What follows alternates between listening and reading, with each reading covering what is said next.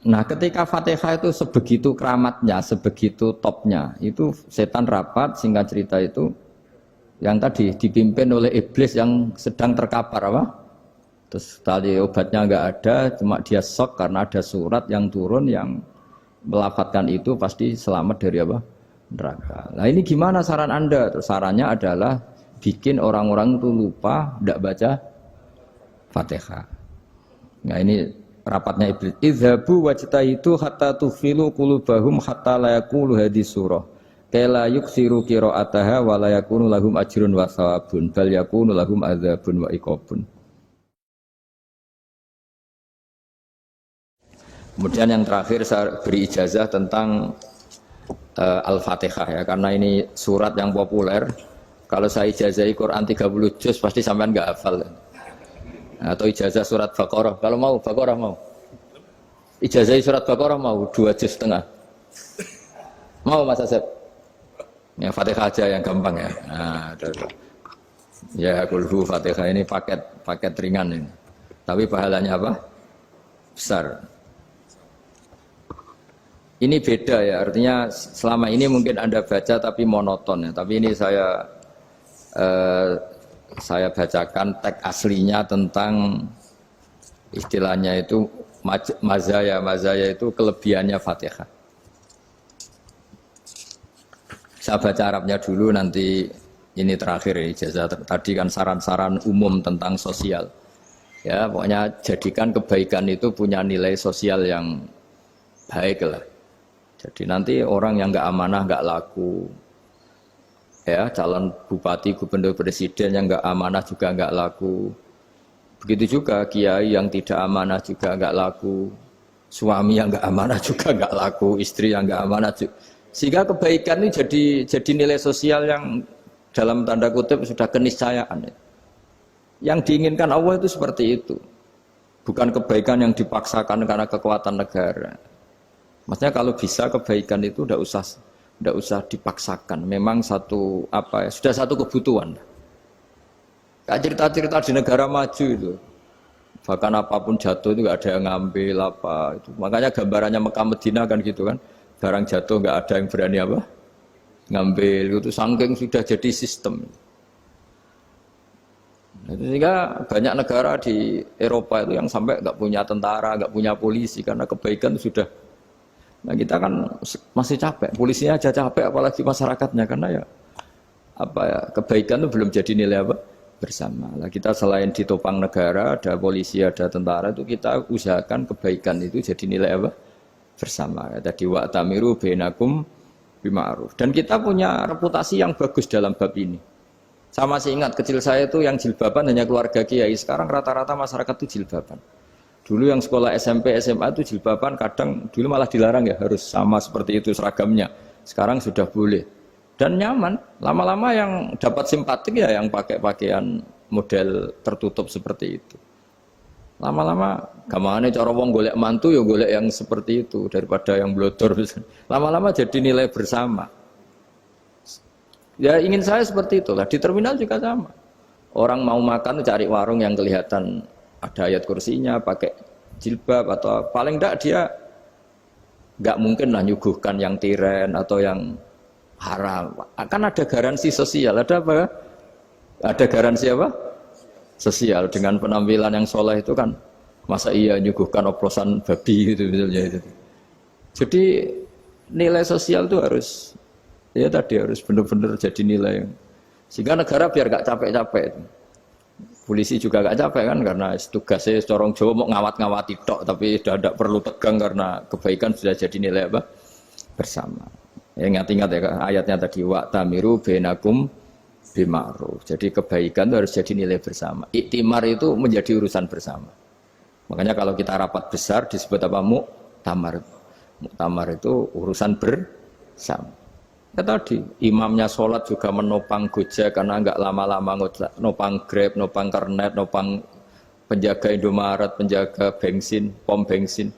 Nah dia hanya punya waktu 5 menit terus imamnya baca Baqarah kan. Iya imamnya mursyid, mungkin dia tambah lama tambah dapat aplaus dari muhibbinnya, tapi makmumnya Dia tambah lama dapat penghormatan dari pecintanya, tapi kitanya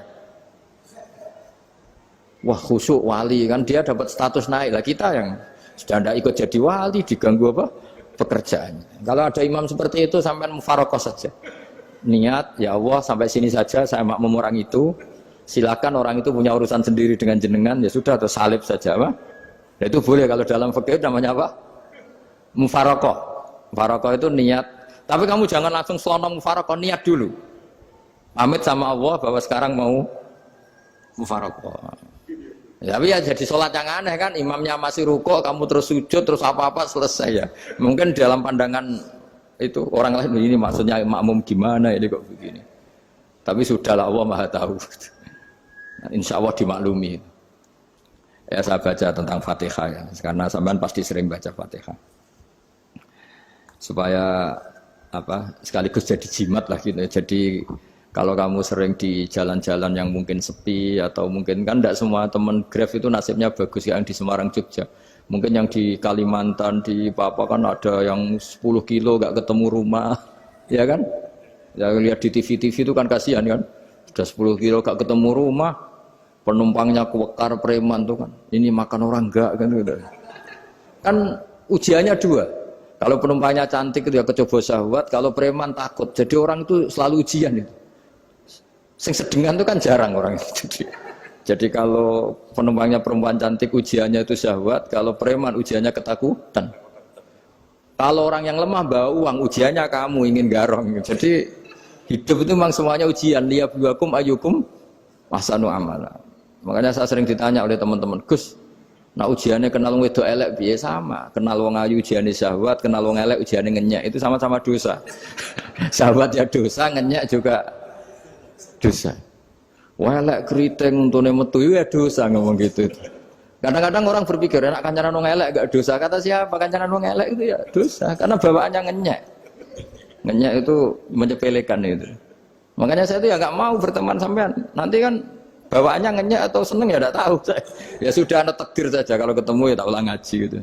Tapi ini ngaji terakhir, setelah ini ngaji biasa aja, tidak usah resmi gini. Ngaji kok resmi aneh. Pokoknya nanti suatu saat kalau pandemi sudah berlalu saya akan ngaji Rebona, lalu ini ngaji. Ini ngaji yang kurang bagus karena ngatur kiai kurang berkah ini. Nanti tapi ya lumayan lah masih mau ngaji. Ngaji kok tanggal ini jam ini. Sekarang suatu saat kamu tak panggil, Mas Wahyu datang ke sini jam ini, tidak mesti bisa. Mungkin pas ada acara apa, oh, maaf ke sini pas ngecek, pas apa. Gitu. Jadi ya sudah tapi tak maafkan, enggak apa-apa. Takdir ya. Tak bacakan supaya sampean tahu keramatnya Bismillah.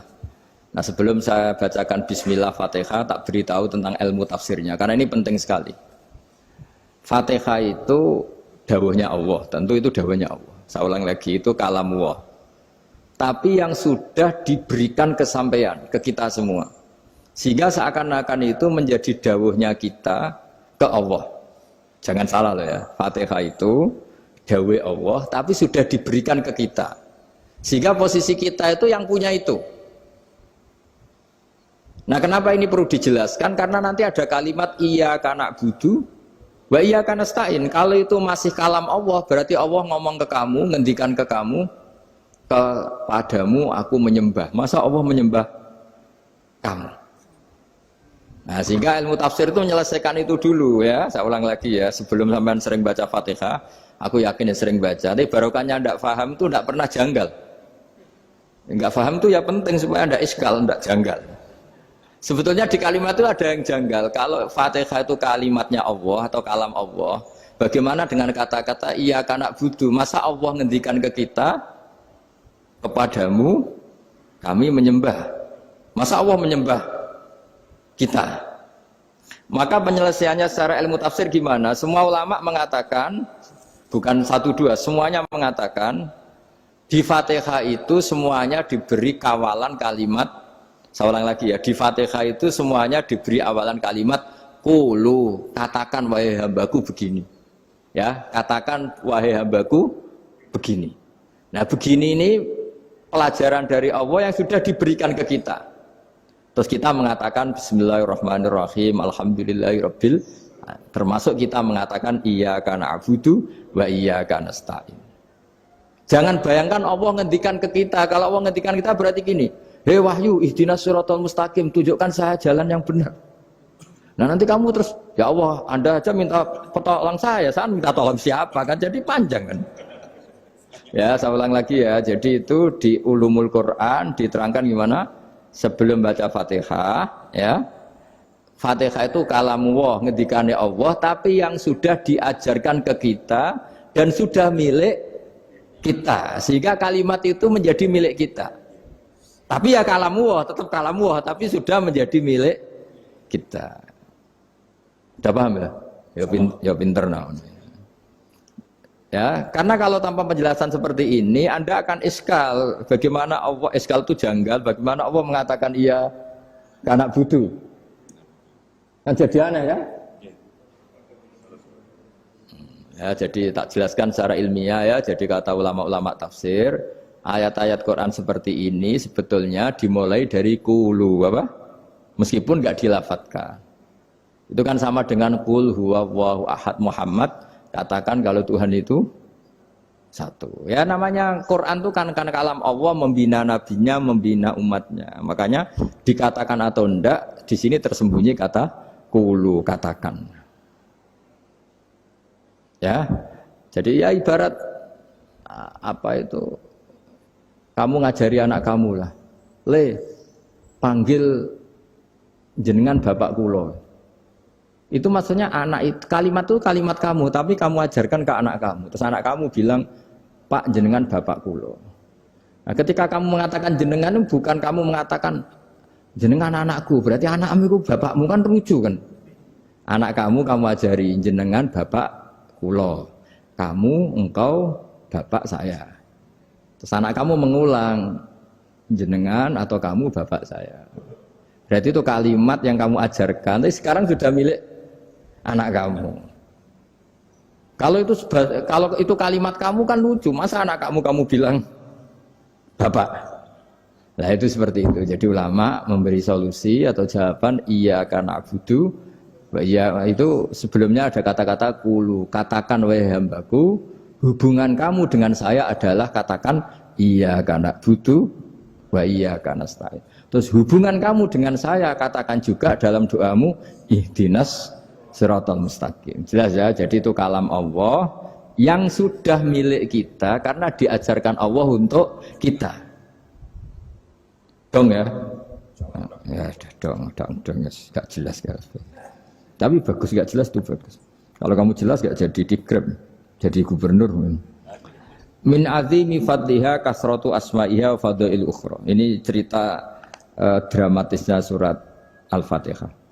Qala Abu Hurairah radhiyallahu anhu inna iblisa ranna khina unsitat Al-Fatihah. Jadi iblis itu begitu kesakitan. Ini kitab Abu Abul Farad karangannya Syekh Muhammad Alawi, juga kutipan dari beberapa kitab. Yang jelas beliau sendiri juga ngutip dari beberapa riwayat di beberapa hadis. Halaman 123. Ketika Fatihah turun itu iblis kesakitan. Kayak orang sakit gigi lah, tersiksa sisanya karena turunnya surat apa? Al-Fatihah. Artinya kalau Anda baca Fatihah dijiwai, maka Anda melemahkan setan, melemahkan iblis. Wa qala Mujahid, khina unzilat Fatihatul kitab ronna fastama indahu asyayatin. Jadi ketika Fatihah itu turun, iblis itu terkapar lah kira-kira. Sampai dijenguk banyak setan. Jadi kemana di ICU lah kira-kira gitu kalau sekarang itu. Entah COVID entah enggak tahu. Pokoknya di ICU sampai dijenguk banyak setan. Enggak tahu bawa apa enggak tahu. Pokoknya dijenguk banyak setan. Mana yang nyangoni karena ini apa? Ketuanya apa? Pingsan, sakit. Jadi iblis itu sakit sampai dijenguk anak buahnya setan-setan. Ya semoga kalian semua tidak kenal setan. Kalau kenal berarti teman apa? Wa qalu misla dzalik wa qala lahum laisa mimma taquluna syai'un walakin unzilat suratun laisa ajru qailiha illa an harrama alaihi nar jahannam. Saya ini bukan sakit fisik kata iblis. Kamu tidak usah jenguk saya, datangkan dokter terbaik, tidak usah. Saya ini tidak sakit fisik. Saya ini sakit karena ada surat yang diturunkan, yang pahala yang melafadzkan surat itu pasti selamat dari neraka. Padahal misi terbesar saya ini supaya manusia masuk neraka. Sekarang punya tamengnya. Gue pusing kan? Ya seperti orang lah, goda sampean ternyata sampean setia, itu kan pusing. Nah ternyata tidak setia, itu yang akhirnya ribet kan itu. Jadi iblis itu cita-cita terbesarnya kan semua orang itu masuk neraka. Nah sekarang turun satu surat yang gara-gara surat itu siapapun yang baca dijamin selamat dari neraka. Jadi walakin unzilat suratun laisa ajru qailiha illa an harramawallahu alaihi nar jahannam. Karena jadi dia shock lah itu, kalau orang di Jawa itu bilang shock. Aduh sial nasib saya ini umat nggak bisa saya goda lagi karena punya tamengnya tadi punya. Qad tolakaidukum wa makrukum. Rekayasa kalian sekarang itu tidak ada gunanya semua. Nah ini alhamdulillah di Indonesia kelihatan kan banyak yang miskin, banyak yang susah. Tapi selagi mereka masih sholat, itu keinginan mencari halal itu masih tinggi. Kayak apa kita di tengah kota, jauh dari anak istri, jauh dari tetangga. Biasanya kalau orang jauh dari anak istri, tetangga kan sakar PDW. Tapi yang soleh masih banyak, sudah jauh dari keluarga tetap lurus. Loh kalau yang dekat lurus kan wajar, konangan wong akeh kan. Ini sudah jauh masih lurus. Nah ini nggak lepas dari barokahnya surat apa? Surat Fatihah tadi. Jadi karena ada surat yang menjamin pelafalnya atau qailiha terbebas dari api neraka. Wa qalat as-sayatinu lahu is ayyusai'in ta'muruna ya maulana. Faqala lahum idhabu wajtahidu hatta tukhfilu qulubahum hatta la yaqulu hadhihi surah. Lalu kita gimana? Jari para setan gitu. Lalu kita gimana? Terus kata iblis, sudah bikin mereka lupa sehingga tidak baca lagi. Selagi masih baca kita pasti keok. Jadi kalau sampean sudah jarang baca Fatihah itu berarti sudah bagian dari kemenangan apa? Iblis. Jadi kalau sampean sudah jarang baca Fatihah itu berarti bagian dari kekalahan Anda, kemenangan iblis. Masih sering baca? Berapa kali? Terus apa lagi?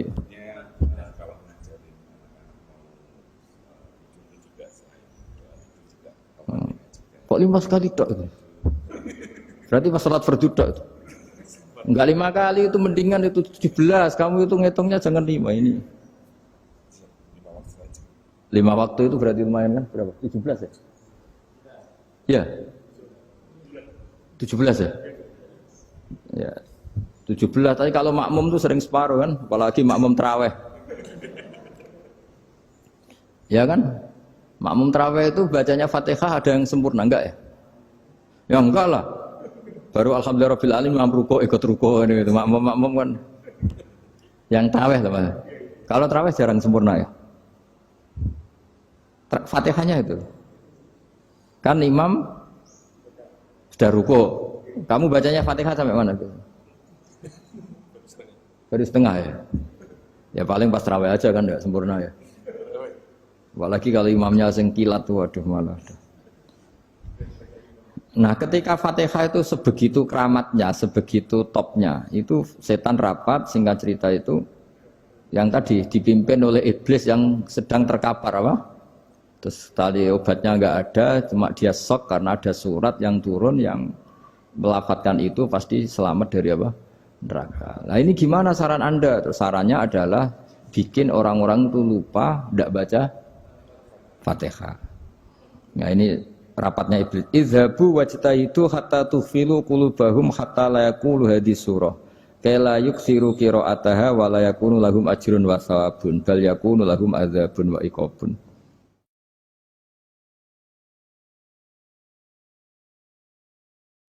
Jadi saya mohon selama ini Anda sudah baca, tapi mungkin hanya rutin saja. Napa rutin saja? Tapi barokahnya ngaji ini kamu punya kekuatan atau punya semangat membaca karena ini surat yang luar biasa. Ibarat gini, kalau sampean tanya, saya juga sering mikir, masa Gus hanya surat kok punya kekuatan seperti itu? Di dunia ini kata Allah, mulai Nabi Adam sampai kiamat, nggak ada yang bisa menandingi kekuatan kalimah. Kalimah itu kata-kata, nggak ada yang bisa menandingi kata-kata. Misalnya Anda nge-grab, berangkat, istri cuek, berangkat cuek. Itu beda dengan ketika meskipun satu kalimat. Wes Pak, muga-muga dilindungi pangeran, mugi-mugi jenengan selamat. Itu menjadi teduh dan semangatnya luar biasa karena kayak mendapat support. Jadi kira-kira kalimat itu hubungannya kita dengan Allah, Fatihah itu seperti itu. Kamu melafadzkan satu kata-kata yang dibenarkan langit bumi, dibenarkan aras, dibenarkan malaikat, dibenarkan semua penghuni di dunia ini. Sehingga tuh efeknya luar biasa. Itu seperti gini ya, kamu cerai sama istri, terus nikah lagi katut babon. 10 tahun anak kamu dididik, ibunya benci kamu. Dan memang Anda layak dibenci. Dididik. Dan sampai nggak pernah manggil kamu Pak. Suatu saat, kamu tentu rindu kan, ingin dipanggil Bapak oleh anak kamu. Suatu saat anak ini manggil kamu Pak E. Wah itu senengnya bukan main. Hanya sebuah kata-kata. Makanya kadang-kadang orang itu tanya sama kiai, ijazah lafadz ini gunanya apa sih? Itu ijazah-ijazah itu untaian kata-kata. Yang kata-kata ini dibenarkan langit dan bumi dan aras dan para malaikat. Sehingga efeknya itu luar. Nah ibarat seperti itulah. Kamu melafadzkan Fatihah itu melafadzkan kata-kata yang dibenarkan Allah dan Rasul dan semua malaikat, semua penghuni langit. Maka ini efeknya pasti luar. Nah di sini lah orang-orang dulu itu tahu keramatnya itu. Sehingga ketika melawan Belanda, melawan Jepang dulu itu kalimat-kalimat itu menjadi mantra yang luar biasa. Doa lah, doa yang luar biasa.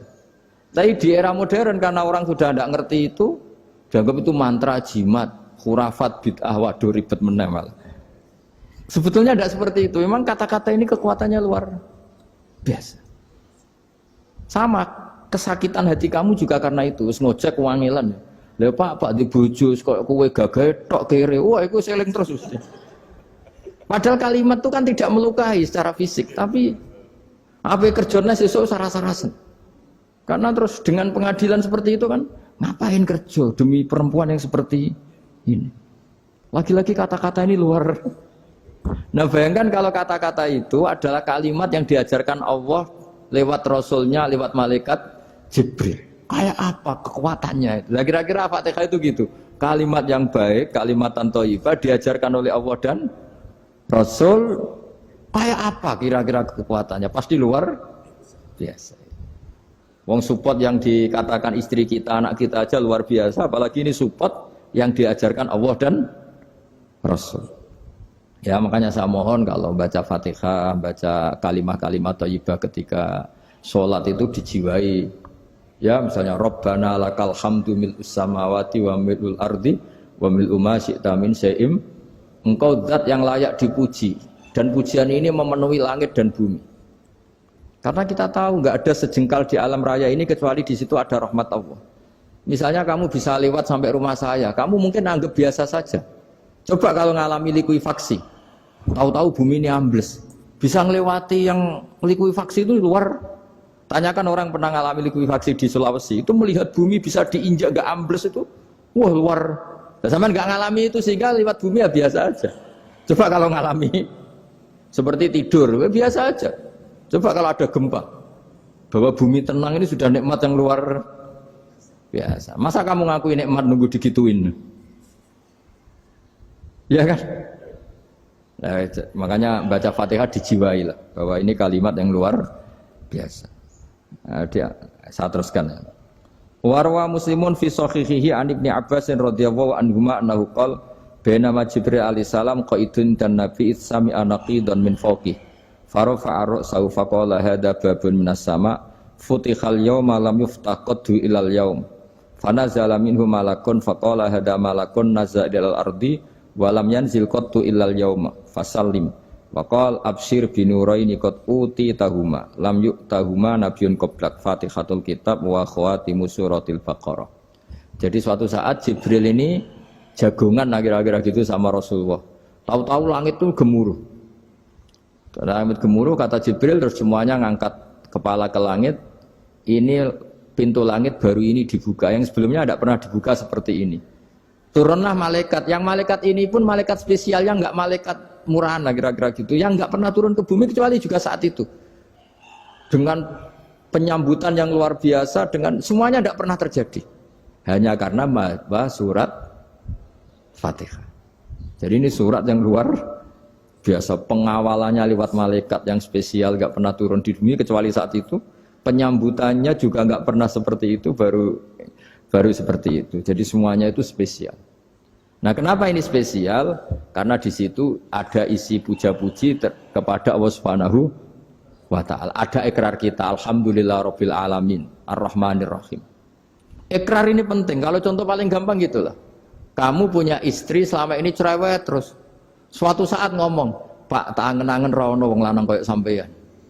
Wah, itu langsung tidak ada lelaki sebaik engkau. Itu sama senengnya, masya Allah. Karena ada ikrar dari seorang istri ke kamu.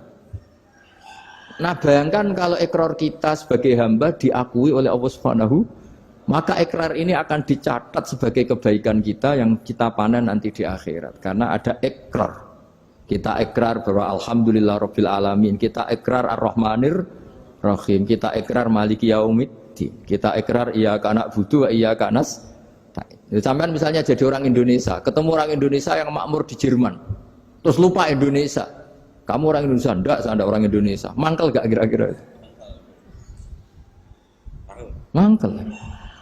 Karena salah ikrar kan gitu. Ya, jadi saya mohon jangan anggap kalimat itu hal yang biasa, tapi luar biasa. Nggih, ngoten mawon. Assalamualaikum warahmatullahi wabarakatuh.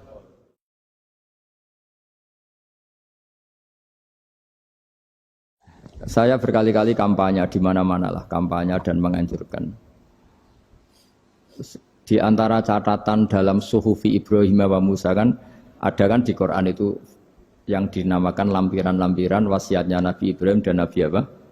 Musa. Itu di antara catatannya begini. Orang yang punya akal itu adalah orang yang bisa menikmati sesuatu yang baik. Misalnya gini, contoh gampang gini.